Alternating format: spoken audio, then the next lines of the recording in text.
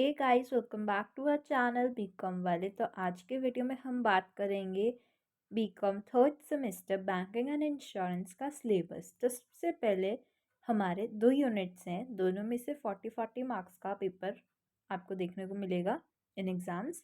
तो सबसे पहले यूनिट वन में आपके 3 इसमें यूनिट हैं।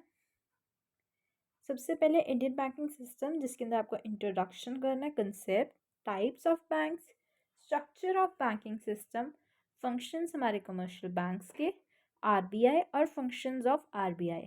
तो ये सबसे इम्पॉर्टेंट क्वेश्चन है, ये 15 मार्क्स में आपको ज़रूर देखने को मिलेगा। Monetary policies and techniques of credit control, monetary policies भी 1-2 साल स्किप करके ज़रूर आता है, ये इंपॉर्टेंट क्वेश्चन है। और जो एक क्वेश्चन बनता है वो जैसे types of bank, structure of bank, functions of commercial bank, तो इन 3-4 टॉपिक में से एक ज़रूर आता है हर साल।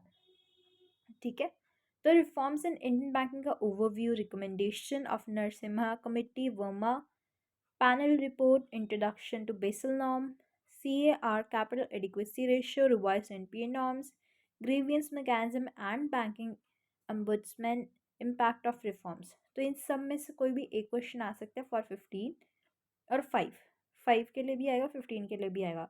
मतलब इतना सब करने से आपको सिर्फ एक क्वेश्चन आ रहा है 15 का, तो इससे बेटर है कि हम हमारी फर्स्ट यूनिट अच्छे से करें, जिसमें से 2 क्वेश्चन 15 मार्क्स के बन जाते हैं यूजुअली। बट फिर भी एक आप चांस नहीं ले सकते, तो आप ये जो लास्ट है हमारा इमर्जिंग ट्रेंड्स इन बैंकिंग, तो आप ये वाला भी कर सकते हैं, ताकि एटलीस्ट आप श्योर हो कि आप 2 क्वेश्चन 15 मार्क्स के अटैम्प्ट कर रहे हो और 5 मार्क्स का भी इससे आपका हो जाएगा। तो कंसेप्ट है ई बैंकिंग का, mobile banking, electronic fund transfer, RTGS, NEFT, core banking, RBI के guidelines on internet banking, challenges faced by Indian banking, cheque truncation system. ये भी इंपॉर्टेंट है, इसमें से 5 और 15 दोनों का आएगा। ठीक है, तो सबसे इम्पॉर्टेंट जो है इंडियन बैंकिंग सिस्टम रहेगा इसमें, और इमर्जिंग ट्रेंड्स इन बैंकिंग। जो बीच वाला वो इम्पॉर्टेंट है, लेकिन उसमें क्या है कि बच्चों को बहुत मुश्किल होती है याद करने में। तो इन प्लेस ऑफ दैट आप फर्स्ट और ये लास्ट वाला कर सकते हो, बाकी आपकी मर्ज़ी है, आप कुछ भी कर सकते हो।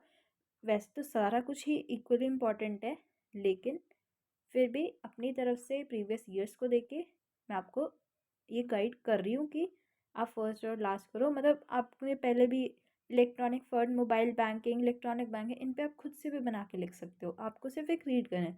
लेकिन कैपिटल एडिक्वेसी रेशियो अगर आपने +2 में इनको किया है तो शायद आपके लिए थोड़ा ईजी होगा, बट जिन्होंने नहीं किया तो आप जा सकते हो जैसे आपने करना है। यूनिट 2 में 2 ही हैं, इंश्योरेंस इंश्योरेंस और IRDA एक्ट।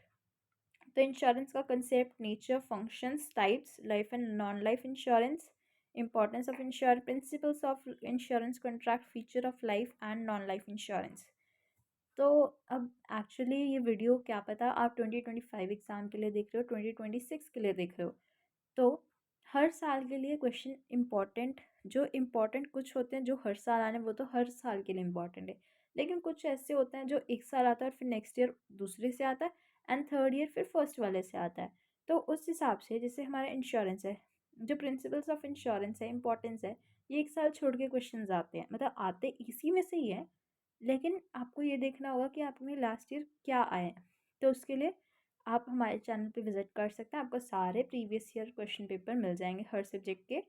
तो उससे आप एक आइडिया लो कि पेपर का ट्रेंड क्या है, क्वेश्चंस क्या है। आना तो इसमें से ही है, ठीक है। तो जो हमारा IRDA एक्ट है, इसमें से भी ज़रूर आता है 15 मार्क्स का। इसमें provisions, duty, power, functions and composition and grievance mechanism and insurance अम्बड्समैन।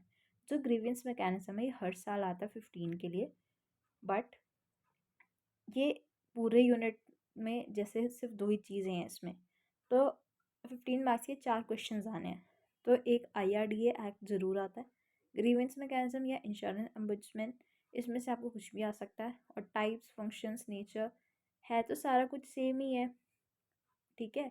लेकिन जैसे लाइफ इंश्योरेंस आपको अकेला पूछ सकते हैं, लाइफ इंश्योरेंस के आगे पूछ सकते हैं। प्रिंसिपल्स में आपसे इंडेमनिटी 5 मार्क्स के लिए पूछ सकते हैं, कुछ भी कोई भी प्रिंसिपल उठा के 5 मार्क्स के लिए डाल देंगे वो। लाइफ इंश्योरेंस का कुछ भी बोल देंगे, मेरी इंश्योरेंस एक्सप्लेन करो 5 मार्क्स के लिए। तो उसके लिए आप जो भी करो सारा एक यूनिट करो। ऐसे ना करो कि इंश्योरेंस का सिर्फ इम्पोर्टेंस कर लिया और इंश्योरेंस का जो एक्ट है उसके सिर्फ पावर और फंक्शन कर लिए।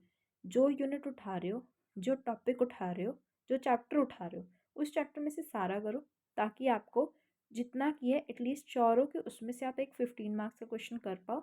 और अगर आपका लक अच्छा हुआ और आपने सही चैप्टर चुना होगा तो आप 5 मार्क्स भी ज़रूर कर पाओगे उसमें से एक। तो all the best for your exam. Please like the video and support our channel.